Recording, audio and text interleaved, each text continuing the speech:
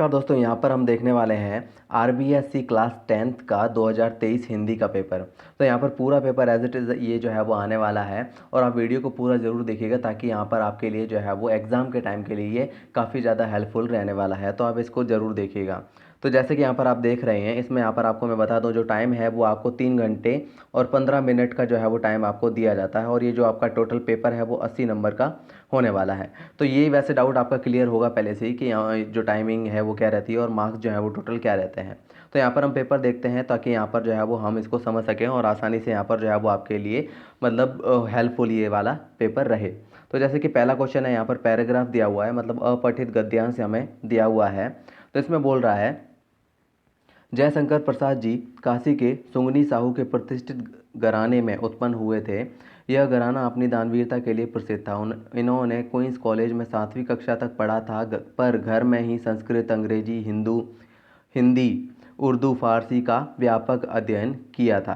प्रसाद जी मूलतः कवि थे। उनकी समस्त रचनाओं में उनका कवि हृदय झलकता है। उन्होंने प्रारंभ में ब्रज भाषा में कविता लिखी। उनकी विधायिनी कृतित्व की समता का परिचय झरना के प्रकाशन से सांकेतिक रूप में मिला। जहाँ तक छायावाद की प्रतिष्ठा का प्रश्न है, प्रसाद जी ने उसका बीजारोपण झरना में ही किया। झरना के पश्चात आंसू का प्रकाशन काव्य के क्षेत्र की हिंदी साहित्य में बहुत बड़ी घटना है।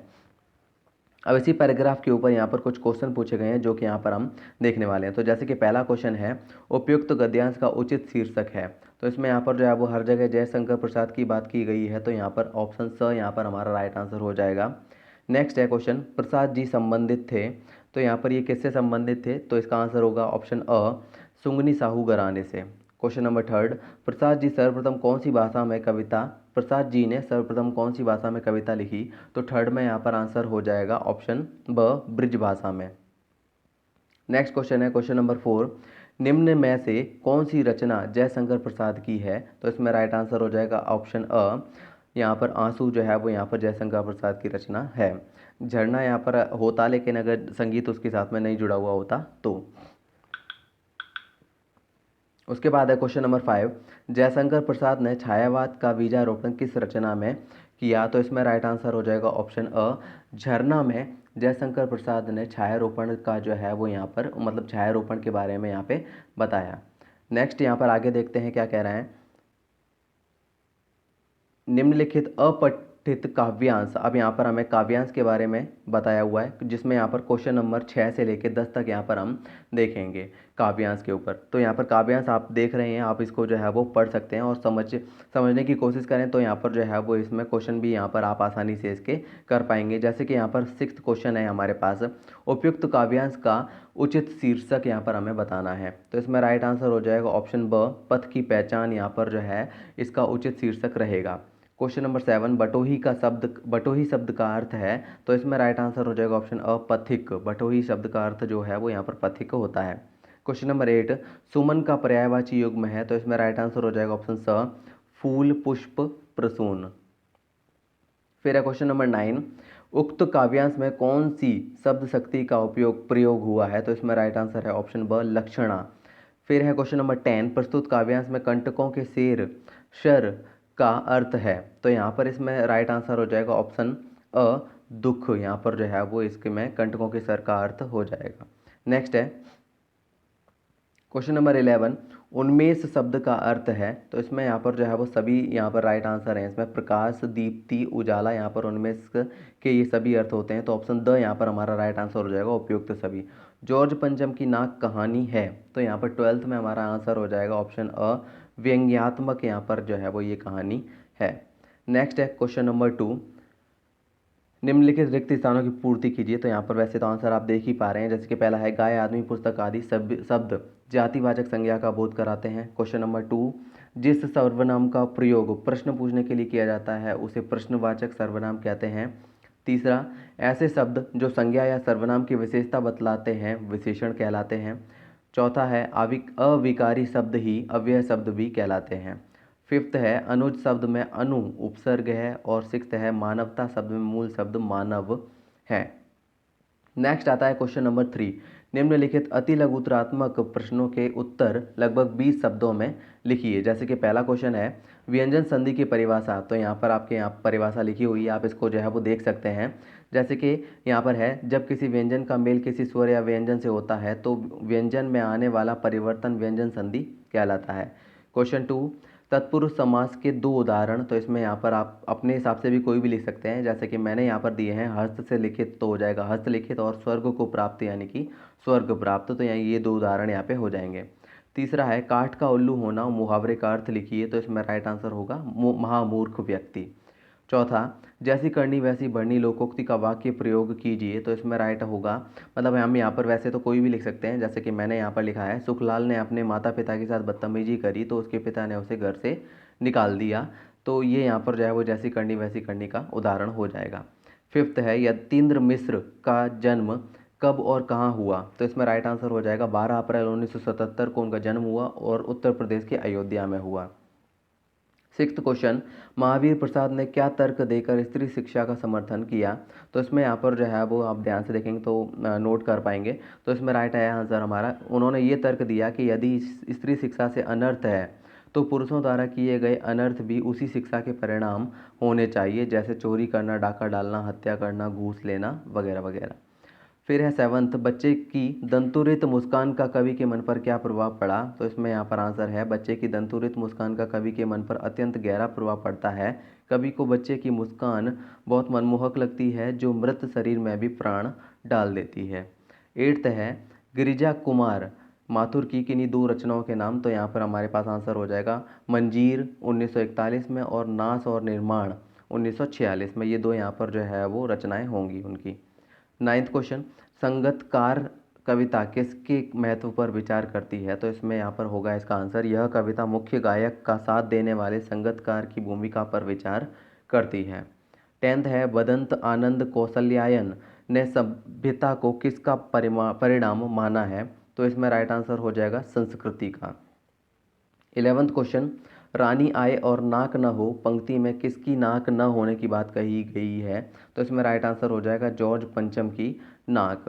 12th, अज्ञेय किस विषय के विद्यार्थी रहे हैं, मैं क्यों लिखता हूँ पाठ के आधार पर बताइए। तो इसमें राइट हो जाएगा विज्ञान विषय के विद्यार्थी रहे हैं। तो ये तो हमारे पास जो है वो टोटल ये थर्ड क्वेश्चन के 12th पार्ट थे जिसके आंसर हमने किए। नेक्स्ट यहाँ पर देखते हैं क्वेश्चन नंबर 4 से लेकर 16 तक, जिसमें यहाँ पर हमसे क्वेश्चन आंसर के साथ साथ ग्रामर का भी कुछ पार्ट पूछा गया है। तो जैसे कि यहाँ पर खंड ब में 4th क्वेश्चन है अब यहाँ पर जो इसके आंसर्स हैं जो स्क्रीन पे आप यहाँ पे देख सकते हैं। चौथा जो क्वेश्चन है, माता का अंचल पाठ से बाल स्वभाव की किस विशेषता का पता चलता है। तो इसमें यहाँ पर राइट आंसर हो जाएगा, स्क्रीन पे यहाँ पर आप देख सकते हैं, माता का अंचल पाठ में बच्चों के सरल तथा निश्चल स्वभाव का पता चलता है। बच्चे मन के सच्चे होते हैं, वे आपसी झगड़े, रोना धोना, कष्ट की अनुभूति आदि जितनी जल्दी करते हैं उतनी ही जल्दी भूल जाते हैं। सुख दुख से बेपरवाह हो वे अपनी ही दुनिया में मगन रहते हैं। तो ये चौथे क्वेश्चन का आंसर हो जाएगा। फिर है 5th क्वेश्चन, शांति और अहिंसा की प्रतीक ये पताकाएं, इन पताकाओं का क्या महत्व बताया गया है, साना साना हाथ जोड़ी पाठ के आधार पर बताइए। तो यहाँ पर 5th क्वेश्चन का हमारे पास राइट आंसर होगा, मतलब यहाँ पर स्क्रीन पे आप देख सकते हैं, सफ़ेद बौद्ध पताकाएं शांति व अहिंसा की प्रतीक हैं। इन पर मंत्र लिखे होते हैं, यदि किसी बुद्धिस्ट की मृत्यु होती है तो उसकी आत्मा की शांति के लिए 108 श्वेत पताकाएं फहराई जाती हैं। कई बार किसी नए कार्य के अवसर पर रंगीन पताकाएं फहराई जाती हैं, इसलिए ये पताकाएं शोक व नए कार्य के शुभारंभ की ओर संकेत करती हैं। फिर है नेक्स्ट क्वेश्चन, क्वेश्चन नंबर 6, दुलारी का परिचय टुन्नू से कहाँ और कैसे हुआ। तो इसमें राइट आंसर होगा, स्क्रीन पे आप देख सकते हैं, दुलारी का टुन्नू से पहली बार परिचय तीज के अवसर पर आयोजित कजली दंगल में हुआ था। इस कजली दंगल का आयोजन खोजबा बाजार में हो रहा था। दुलारी खोजबा वालों की ओर से प्रतिद्वंदी थी तो दूसरे पक्ष यानी बजरडीहा वालों ने टुन्नू को अपना प्रतिद्वंदी बनाया था। इसी प्रतियोगिता में दुलारी का टुन्नू से पहली बार परिचय हुआ था। फिर है क्वेश्चन नंबर 7, काल के आधार पर क्रिया के भेदों का उदाहरण सहित समझाइए। तो जैसे कि यहाँ पर काल के आधार पर उसके मुख्य 3 भेद होते हैं। भूतकालिक क्रिया जिसमें उदाहरण हो जाएगा अजय कल फिल्म देखने गया था। फिर है वर्तमानकालिक क्रिया जिसमें उदाहरण हो जाएगा राधा आम खा रही है। और भविष्यकालिक क्रिया, जिसमें उदाहरण हो जाएगा दोनों भाई कल घूमने जाएंगे। फिर है 8th क्वेश्चन, गोपियों ने उद्धव को बड़भागी क्यों बताया? तो इसमें राइट आंसर हो जाएगा गोपियों ने उद्धव को इसलिए बड़भागी कहा है क्योंकि उद्धव श्री कृष्ण के प्रेम से दूर हैं, उन्हें कृष्ण का प्रेम अपने बंधन में न बांध सका। ऐसे में उद्धव को प्रेम की वैसी पीड़ा नहीं झेलनी पड़ी जैसे गोपियों को विवश है। ये इसमें आंसर हो जाएगा। नेक्स्ट है क्वेश्चन नंबर 9, बाल गोविंद भगत अपनी किन चारित्रिक विशेषताओं के कारण साधु कहलाते थे? तो इसमें यहाँ पर जो है वो इसका राइट आंसर होगा। इसमें अलग अलग गुण दिए हैं, जैसे कि पहला है कबीर के आदर्शों पर चलते थे, उन्हीं के गीत गाते थे। दूसरा, कभी झूठ नहीं बोलते थे, खरा व्यवहार रखते थे। तीसरा, किसी से भी दो टूक बात करने में संकोच नहीं करते, न किसी से झगड़ा करते थे। चौथा, किसी की चीज़ नहीं छूते थे, न ही बिना पूछे व्यवहार में लाते थे। पांचवा है कुछ खेत में पैदा होता, सिर पर लाद कर उसे कबीरपंथी मठ में ले जाते, वहाँ से जो कुछ भी भेंट स्वरूप मिलता था उसे प्रसाद स्वरूप घर ले जाते थे। और लास्ट छठा हो जाएगा, उन्हें लालच बिल्कुल भी नहीं था। तो ये यहाँ पर जो है वो उनकी चारित्रिक विशेषताएं होंगी जिसके कारण उन्हें साधु कहा जाता था। फिर है 10वां क्वेश्चन, यह दंतुरित मुस्कान कविता का मूल भाव अपने शब्दों में लिखिए। तो इसमें यहाँ पर स्क्रीन पे आप आंसर देख सकते हैं। यह दंतुरित मुस्कान कविता में कवि ने अपने एक बच्चे की मुस्कान का बड़ा ही मनमोहक चित्रण किया है। कविता का मूल भाव यह है कि एक बच्चे की मुस्कान को देखकर हम अपने सब दुख भूल जाते हैं और हमारा मन जो है वो प्रसन्न हो जाता है। कवि ने यहाँ बाल अवस्था में एक बालक द्वारा की जाने वाली नटखट और प्यारी हरकतों का बहुत ही सुंदर वर्णन किया है। नेक्स्ट क्वेश्चन है क्वेश्चन नंबर 11, छाया मत छूना मन होगा दुख दूना पंक्ति में कवि क्या कहना चाहता है? तो इसमें यहाँ पर 11th का राइट आंसर होगा, प्रस्तुत कविता छाया मत छूना में कवि गिरिजा कुमार माथुर जी कहना चाहते हैं कि हमें अतीत की पुरानी यादों में जीना नहीं चाहिए। कवि के अनुसार जब हम अपने अतीत के बीते हुए सुनहरे पलों को याद करते हैं तो वे हमें बहुत प्यारे लगते हैं, परंतु जैसे ही हम यादों को भूलकर वर्तमान में वापस आते हैं तो हमें उनके अभाव का ज्ञान होता है। इस तरह हृदय में छुपे हुए घाव फिर से हरे हो जाते हैं और हजारों दुख बढ़ जाते हैं। नेक्स्ट क्वेश्चन है क्वेश्चन नंबर 12, काशी संस्कृति की पाठशाला है, क्यों? नौबत खाने के पाठ के आधार पर बताइए। तो क्वेश्चन नंबर 12 में आंसर होगा, काशी भारतीय शास्त्रों के ज्ञान का भंडार है, कला शिरोमणि काशी में ही वास करते थे, यह हनुमान और बाबा विश्वनाथ की नगरी है। यहाँ का इतिहास बहुत पुराना है, यहाँ प्रकांड पंडितों, विद्वानों तथा कला प्रेमियों का निवास स्थान है, इसीलिए काशी को संस्कृति की पाठशाला कहा गया है। नेक्स्ट क्वेश्चन 13, संस्कृति क्या है? अपने शब्दों में लिखिए। तो इसमें यहाँ पर आंसर होगा, संस्कृति वह दुनिया है जिसमें एक व्यक्ति जन्म से लेकर मृत्यु तक निवास करता है, चलता है, फिरता है और अपने अस्तित्व को बनाए रखता है। नेक्स्ट क्वेश्चन है क्वेश्चन नंबर 14, नाटकों में स्त्रियों का प्राकृत बोलना उनके अपढ़ होने का प्रमाण नहीं, उक्त कथन को पाठ के अंतर्गत आए उदाहरण द्वारा समझाइए। तो 14 में राइट आंसर होगा यहाँ पे, पुराने समय में स्त्रियों द्वारा प्राकृत भाषा में बोलना उनके अनपढ़ होने का सबूत नहीं है, क्योंकि उस जमाने में प्राकृत ही सर्वसाधारण की भाषा थी। सर्वसाधारण की भाषा थी से मतलब है यहाँ पर सारे ज़्यादातर लोग जो है वो यही भाषा बोलते थे। उस समय अनेक ग्रंथ प्राकृत भाषा में ही रचे गए। उदाहरण के लिए बुद्ध के उपदेशों को प्राकृत भाषा में लिखा गया था। भगवान शाक्य मुनि और उनके शिष्य प्राकृत भाषा में ही उपदेश देते थे। उस समय संस्कृत कुछ गिने चुने ही लोग बोलते थे। सर्वसाधारण जनों एवं स्त्रियों की भाषा प्राकृत रखने का ही नियम था। नेक्स्ट क्वेश्चन है क्वेश्चन नंबर 15, सूरदास का जीवन परिचय एवं कृतित्व संक्षेप में लिखिए। तो 15 में राइट आंसर हो जाएगा, स्क्रीन पे यहाँ पर आप देख सकते हैं, जीवन परिचय है। सूरदास का जन्म 1540 में रुणकता नामक गांव में हुआ। यह मथुरा आगरा मार्ग के किनारे स्थित है। कुछ विद्वानों का मत है कि सूर का जन्म सीही नामक ग्राम में एक निर्धन सारस्वत ब्राह्मण परिवार में हुआ था। वे बहुत विद्वान थे, उनकी लोग आज भी चर्चा करते हैं। इनके पिता रामदास गायक थे। सूरदास के जन्मांध होने के विषय में मतभेद है। प्रारंभ में सूरदास आगरा के समीप गऊ घाट पर रहते थे और वहीं उनकी भेंट श्री वल्लभाचार्य से हुई। वे उनके शिष्य बन गए। वल्लभाचार्य ने उनको पुष्टि मार्ग में दीक्षित कर कृष्ण लीला के पद गाने का आदेश दिया। सूरदास की मृत्यु गोवर्धन के निकट पारसौली ग्राम में 1620 में हुई।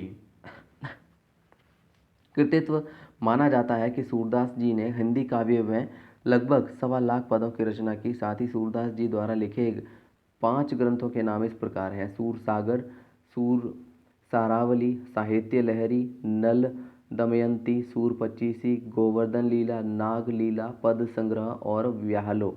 ये यहाँ पर जो है वो उनके कृतित्व हैं। नेक्स्ट है क्वेश्चन नंबर 16, राम वृक्ष बेनीपुरी का जीवन परिचय एवं कृतित्व संक्षेप में लिखिए। तो इसमें यहाँ पर 16 में राइट आंसर होगा जीवन परिचय। जैसे कि हम पहले देख लेते हैं, जीवन परिचय में होगा पुरी जी का जन्म 1902 में बिहार के मुजफ्फरपुर जिले के राम ग्राम में हुआ था। उनके पिता श्री फूलचंद्र एक साधारण किसान थे। बचपन में ही उनके माता पिता का देहांत हो गया और उनका लालन पालन उनकी मौसी ने किया। मैट्रिक परीक्षा उत्तीर्ण करने से पूर्व ही सन 1920 में उन्होंने अध्ययन छोड़ दिया और गांधी जी के असहयोग आंदोलन से प्रभावित होकर स्वतंत्रता संग्राम में कूद पड़े। देश सेवा के परिणाम स्वरूप उनको कई बार जेल भी जाना पड़ा। सन 1968 में इनका देहांत हो गया। अब इनकी कृतियां हैं, जैसे कि रेखा चित्र में है माटी की मूर्तें और लाल तारा, संस्मरण में यहाँ पर जंजीरें और दीवारें और मील के पत्थर, और कहानी है चिता के फूल, उपन्यास है पतितों के देश में, यात्रावृत्त है पैरों में पंख बांधकर और उड़ते चलें, नाटक हैं इनके अम्बपाली, सीता की माँ, राम राज्य, और निबंध हैं इनके गेहूं और गुलाब, बंदेवाणी, विनायको, मशाल, जीवनी है इनकी महाराणा प्रताप, जयप्रकाश नारायण, कार्ल मार्क्स वगैरह। ये यहाँ पर जो है वो इनके बारे में ये मतलब आंसर इनका हो जाएगा राम वृक्ष बेनीपुरी का जीवन परिचय और उनके कृतित्व। आगे देखते हैं यहाँ पर नेक्स्ट है क्वेश्चन नंबर 17 खंड स, जिसमें यहाँ पर जो है वो आपको पहले ये जो है वो पैराग्राफ दिए गए हैं, यानी कि आपको गद्यांश दिए गए हैं और यहाँ पर आपको इनकी सप्रसंग व्याख्या करनी है। जैसे कि यहाँ पर आप देख सकते हैं, इसमें यहाँ पर आपको जो है वो अपने हिसाब से क्योंकि लिखना होता है, तो इसमें यहाँ पर आंसर मैं आपको नहीं बताऊंगा। आप इसको प्रैक्टिस करेंगे तो ये आपके लिए ज़्यादा बेनिफिट इसमें आपको रहेगा प्रैक्टिस करने से। इसी तरीके से यहाँ पर पद्यांश भी आपको दिया गया है, जिसमें आपको इसकी भी सप्रसंग व्याख्या करनी है। 2 यहाँ पर आपको दिए गए हैं, जो भी आपको बेटर लगता है, यानी कि आपको जो समझ में ज़्यादा आए उसके ऊपर आपको इसमें से एक की व्याख्या करनी है, इन दोनों में से किसी एक की।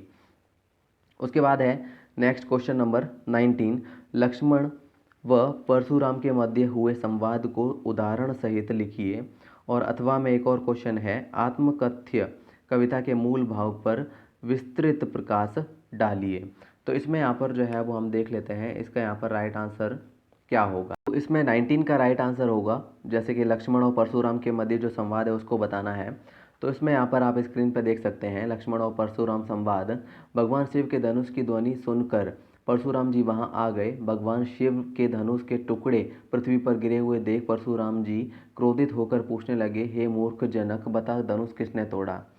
परशुराम जी की ये बात सुनकर लक्ष्मण जी कहने लगे, हमने बचपन में बहुत सी धनुइयाँ तोड़ी हैं, लेकिन आप जैसा क्रोध किसी ने नहीं किया। इस धनुष पर आपको इतनी ममता क्यों है।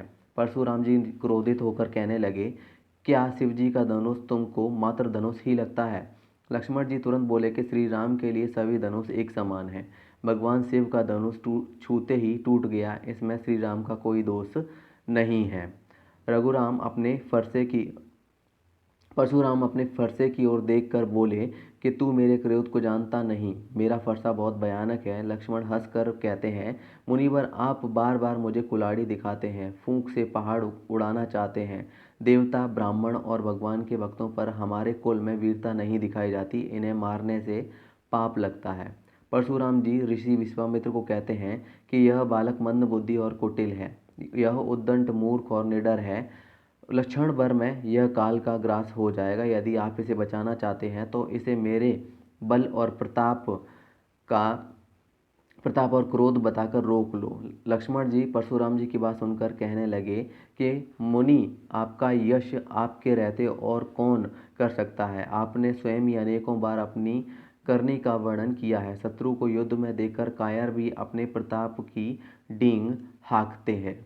लक्ष्मण जी के वचन सुनते ही परशुराम जी ने अपने फरसे को हाथ में ले लिया और कहने लगे, यह कड़वा बोलने वाला बालक मेरे द्वारा मारे जाने योग्य है। तो ये यहाँ पर जो है वो उन दोनों के बीच में जो है वो संवाद हुआ था। अथवा में एक और क्वेश्चन पूछा गया है जिसको यहाँ पर हम देख लेते हैं ताकि यहाँ पर जो है वो आपके लिए बेनिफिशियल रहे। तो इसमें पूछा है, आत्मकथ्य कविता के मूल भाव विस्तृत प्रकाश डालिए। तो इसमें आंसर होगा, इस कविता का मूल भाव यह है कि यह संसार नश्वर है, क्योंकि प्रत्येक जीवन एक न एक दिन मुरझाई हुई पत्ती सा टूट कर गिर जाता है। उन्होंने इस कविता में जीवन के यथार्थ एवं अभाव को दिखाया है कि किस प्रकार हर आदमी कहीं ना कहीं किसी चोट के कारण दुखी है, फिर चाहे वो चोट प्रेमिका का न मिलना हो और या फिर मित्रों द्वारा धोखा खाना हो। कवि के अनुसार उनका जीवन सरलता एवं दुर्बलता से भरा हुआ है और उन्होंने जीवन में कोई महान कार्य नहीं किया। उनके अनुसार उनकी जीवन रूपी गगरी खाली रह गई है। इस प्रकार हम कह सकते हैं कि प्रस्तुत पंक्तियों में जहाँ एक ओर कवि की सादगी का पता चलता है, वहीं दूसरी ओर उनकी महानता भी प्रकट होती है। नेक्स्ट यहाँ पर जो है वो आगे है क्वेश्चन नंबर 20। नेताजी का चश्मा पाठ के आधार पर बताइए कि सेनानी न होते हुए भी चश्मे वाले को लोग कैप्टन क्यों कहते थे। तो इसमें यहाँ पर राइट आंसर हो जाएगा, सेनानी न होते हुए भी चश्मे वाले को कैप्टन लोग इसलिए कहते थे क्योंकि कैप्टन चश्मे वाले में नेताजी के प्रति अगाध लगाव एवं श्रद्धा भाव था। वह शहीदों एवं देशभक्तों के अलावा अपने देश से उसी तरह लगाव रखता था जैसा कि फौजी व्यक्ति रखते हैं। उसमें देश प्रेम एवं देशभक्ति का भाव कूट कूट कर भरा था। वह नेताजी की मूर्ति को बिना चश्मे के देखकर दुखी होता था। और अथवा में एक और क्वेश्चन यहाँ पर पूछा गया है, जैसे कि यहाँ पर जो है वो है, एक कहानी यह भी पाठ मनु भंडारी के साधारण लड़की से असाधारण बनने के प्रारंभिक पड़ावों को प्रकट करता है, समझाइए। तो इसमें यहाँ पर आंसर होगा, मनु भंडारी की एक कहानी यह भी उनके जीवन की प्रारंभिक घटनाओं की कथा है। मनु ने अपने इस आत्मकथ्य में उन घटनाओं और व्यक्तियों को उजागर किया है जो उनके जीवन से जुड़ा है। मनु ने अपने पिताजी, माताजी, भाई बहनों के परिचय के साथ पिताजी के विचारों का संक्षिप्त रूप से वर्णन किया है। युवावस्था से जुड़ी घटनाओं के साथ पिताजी के कार्य व्यवहार एवं लेखिका के कॉलेज की प्राध्यापिका शीला अग्रवाल का व्यक्तित्व विशेष रूप से प्रकट हुआ है, जो आगे चलकर लेखकीय व्यक्तित्व निर्माण में मनु का आधार बने हैं। लेखिका ने प्रमुख घटनाओं के वर्णन से साधारण लड़की के असाधारण लेखिका बनने की कहानी को खूबसूरती से उभारा है, जिसमें स्वतंत्रता आंदोलन के चरम पर आज़ादी की आंधी ने मनु भंडारी को भी इस आंदोलन में शामिल कर लिया था। आज़ादी की लड़ाई में पारिवारिक विरोध एवं सामाजिक तिरस्कार के बीच मनु भंडारी की क्षमता देखते ही बनती है। तो ये यहाँ पर जो है वो इसका आंसर हो जाएगा। नेक्स्ट है क्वेश्चन नंबर 21, जिसमें यहाँ पर जो है वो हमारा शुरू होता है खंड द, जिसमें यहाँ पर आपको जो है वो 4 अलग अलग निबंध लिखने के लिए दिए गए हैं। जैसे कि यहाँ पर पहला है मातृभाषा और उसका महत्व। इसमें यहाँ पर आपको अलग अलग पॉइंट दिए गए हैं जिसके आधार पे आपको जो है वो अपना निबंध बनाना है। तो यहाँ पर इसकी आप प्रैक्टिस ज़रूर कीजिएगा ताकि यहाँ पर जो है वो ये आपके लिए अच्छा रहे। दूसरा है मेरा प्रिय नेता, तीसरा मेरी अविस्मरणीय यात्रा और चौथा है राजस्थान के मेले। तो इन चारों में से कोई एक निबंध आपको जो है वो 300 से 350 शब्दों में लिखना है। नेक्स्ट क्वेश्चन है क्वेश्चन नंबर 22, स्वयं को आदर्श नगर बीकानेर का नीरव मानते हुए अशोकनगर जयपुर निवासी अपने मित्र को बहन की शादी में बुलाने हेतु निमंत्रण पत्र लिखिए। अथवा में एक और क्वेश्चन है, अपने प्रधानाचार्य को अंग्रेजी विषय का पद रिक्त होने के कारण कोई अतिरिक्त व्यवस्था हेतु प्रार्थना पत्र लिखते हुए कक्ष अध्ययन की वस्तु स्थिति से अवगत कराइए। तो यहाँ पर आपको जो है वो एप्लीकेशन यहाँ पे लिखनी है। तो जो है वो आपको इसकी प्रैक्टिस जो है वो करनी चाहिए, ताकि यहाँ पर जो है वो इसकी प्रैक्टिस करने के लिए मैं इसलिए बोल रहा हूँ ताकि यहाँ पर जो है वो अगर दूसरे से आप जो है वो देख कर करते हैं तो उसमें यहाँ पर आपकी इतनी अच्छे से प्रैक्टिस नहीं हो पाती है। तो इसलिए आप जो है वो जितना ज़्यादा खुद से प्रैक्टिस करेंगे उतना ज़्यादा यहाँ पर आपके एप्लीकेशन या लेटर जो होगा वो उसमें जो है वो धीरे धीरे सुधार अच्छे से आ पाएगा। नेक्स्ट क्वेश्चन देखते हैं क्वेश्चन नंबर 23, नव अंकुर विधवा महिला सहायता संस्था जयपुर द्वारा बनाई गई कारपेट की बिक्री हेतु एक विज्ञापन लिखिए। अथवा में यहाँ पर पूछा है, आपके विद्यालय में SUPW शिविर में निर्मित अनुपयोगी सामग्री से उपयोगी सामग्री बिक्री हेतु एक विज्ञापन लिखिए। तो इन दोनों में से यहाँ पर आपको जो है वो कोई एक क्वेश्चन करना है। जिसके आधार पर यहाँ पर जो है वो आपको 4 नंबर का यहाँ पर 4 नंबर जो है वो आपको दिए जाएंगे। तो उम्मीद करता हूँ यहाँ पर जो है वो आपको ये जो है वो बेनिफिट रहेगा और आप जो है वो इसकी अच्छे से प्रैक्टिस करेंगे। तो ये यहाँ पर हमारे हिंदी के जो है वो टोटल 23 क्वेश्चन थे। यहाँ पर ज़्यादातर पार्ट मैंने आपको बता दिया है, बस यहाँ पर निबंध और एप्लीकेशन वगैरह को छोड़ के। तो उसकी प्रैक्टिस आप यहाँ पर खुद से करें तो उतना ही आपके लिए बेनिफिशियल रहेगा, यानी कि आपके लिए फ़ायदा रहेगा उतना ही ज़्यादा। और उम्मीद करता हूँ यहाँ पर आपको जो है वो पूरा पेपर समझ में आया होगा और ये आपके लिए जो है वो 21 यहाँ पर जो मार्च को जो आपका एग्ज़ाम है उसमें आपके लिए बेनिफिट रहेगा।